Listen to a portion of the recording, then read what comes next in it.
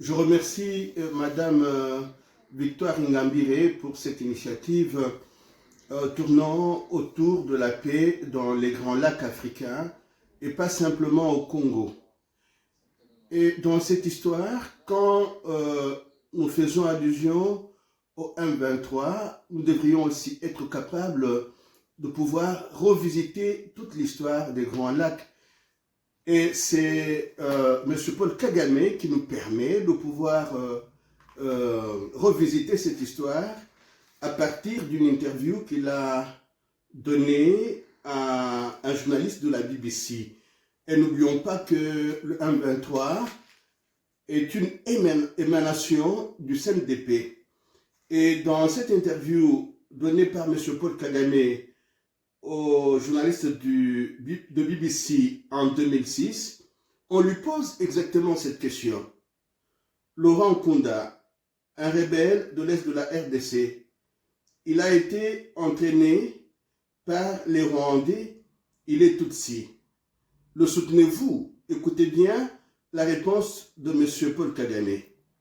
Dans une certaine mesure, le président Kabila, qui est là-bas, et beaucoup d'autres membres du gouvernement ont été entraînés par le Rwanda. C'est-à-dire, toutes les rébellions qui sévissent au Congo-Kinshasa sont les émanations de la mégalomanie hégémoniste de M. Paul Kagame, mais qui n'est qu'un paralytique, comme le dirait M.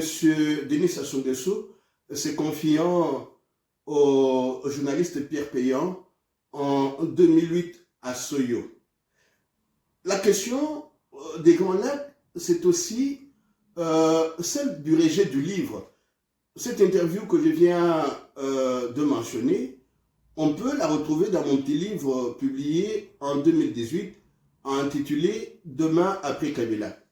L'allusion que j'ai faite à Denis Sassou Nguesso, on la retrouve dans ce livre de Pierre Péan intitulé « Carnage, les guerres secrètes des grandes puissances en Afrique ». C'est-à-dire, M. Paul Kagame n'est qu'un paralytique menant des guerres par procuration.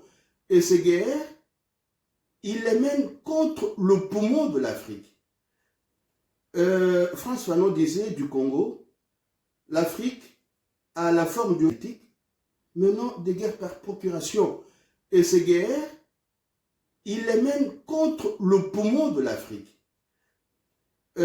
François Fanon disait du Congo, l'Afrique a la forme du revolver dont la gâchette se trouve au Congo.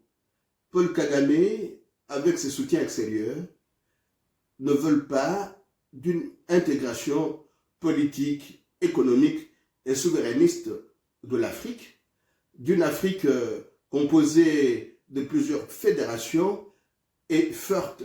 C'est ainsi qu'il est en train de participer activement à la stratégie du chaos.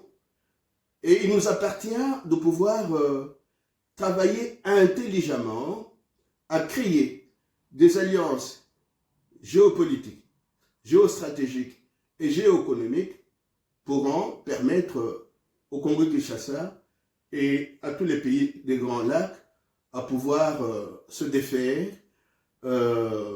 de cette hégémonie et de cette guerre par procuration menée par M. Paul Kagame.